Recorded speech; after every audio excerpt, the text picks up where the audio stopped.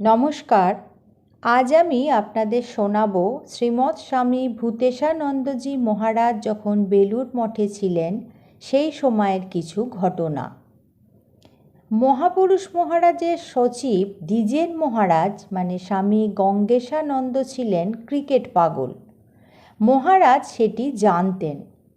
ভারতীয় দল খুব খারাপ খেললে পরদিনের খবরের কাগজের সে অংশটা মহাপুরুষ মহারাজ বার করে অন্য সেবকদের মাধ্যমে দ্বিজেন মহারাজের কাছে পাঠিয়ে বলতেন, আজ দ্বিজেনের জন্য বড় খবর আছে।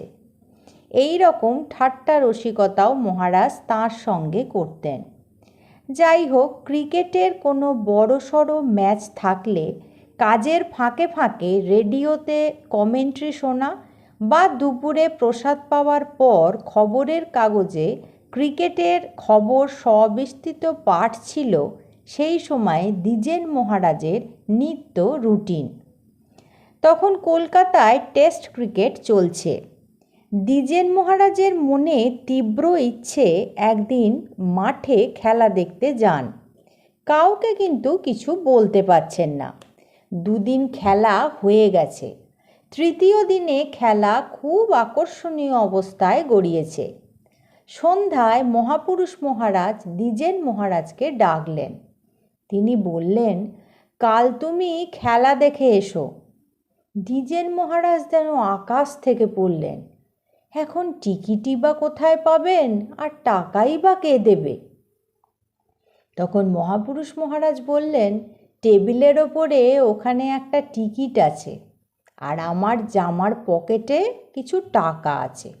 দেখো তোমার কত লাগবে, ওখান থেকে নিয়ে যাও। আশ্চর্য! মহাপুরুষ মহারাজ কাউকে না জানিয়ে এক পরিচিত ডাক্তার ভক্তের মাধ্যমে একদিনের মধ্যেই একটা টিকিট দ্বিজেন মহারাজের জন্য আনিয়ে রেখেছিলেন। পরদিন সন্ধ্যায় দ্বিজেন মহারাজ খেলা দেখে ফিরে মহাপুরুষ মহারাজের কাছে আসতেই মহারাজ খুশিতে বলে উঠলেন, দ্বিজেন, বেশ দেখলে তো, এবার তুমি খুশি তো? কথাগুলো এমন ভঙ্গিতে বললেন যেন দ্বিজেন মহারাজের শখ মেটায় মহারাজের কি অসীম তৃপ্তি না হয়েছে।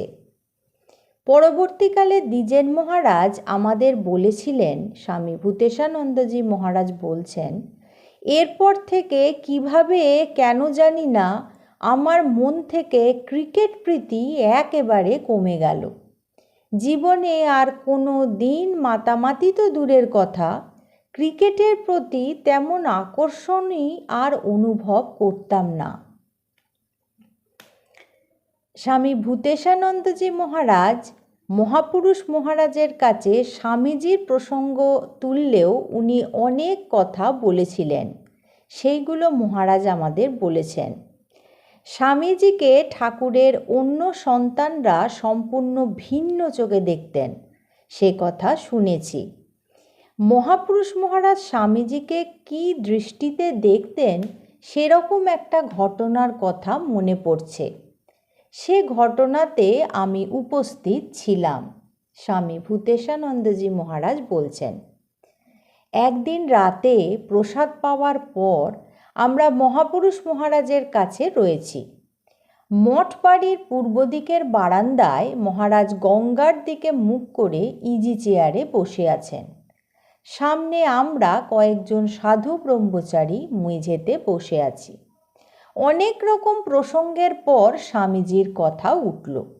একের পর এক ঘটনা, কী সব আলোচনা হয়েছিল এখন কিছুই মনে নেই।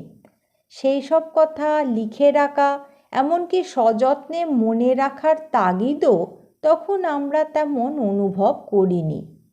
তাঁদের সান্নিধ্যে আমাদের মন প্রাণ আনন্দে এতই ভরপুর হয়ে যেত যে আলাদা করে কিছু সংগ্রহ করে রাখা কখনো মনেই উঠত না। যাই হোক, শুধু মনে আছে বহুক্ষণ, তা 2-3 ঘন্টা তো হবেই, শুধুই স্বামীজির প্রসঙ্গ করলেন মহাপুরুষ মহারাজ। যখন থামলেন তখন রাত হয়ে গেছে। মহারাজ খুব গম্ভীর স্তব্ধ।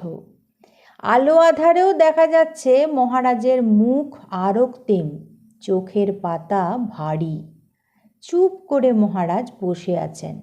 আমরা তো নির্বাক নিস্পন্দ। বেশ কিছুক্ষণ পর 2টো বাজার ঘণ্টা পড়ল। থমথমে পরিবেশ।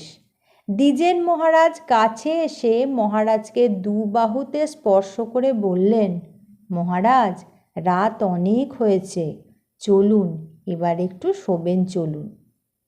দ্বিজেন মহারাজ একথা শেষ না করতেই মহাপুরুষ মহারাজ যেন গর্জে উঠে খুব জোরের সঙ্গে বললেন, কি ঘুম?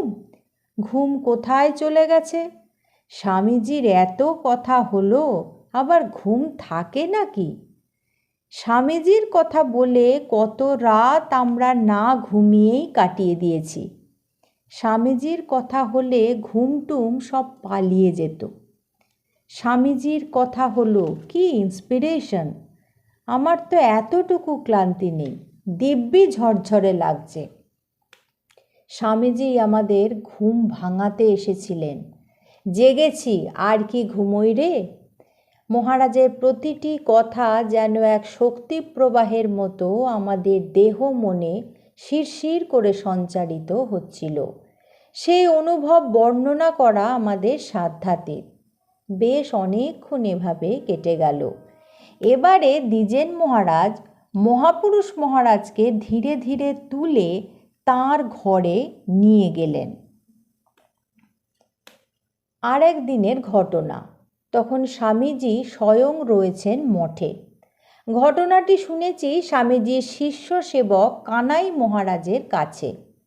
একদিন সন্ধ্যার পর স্বামীজি রাজা মহারাজকে তাঁর ঘরে ডাকলেন।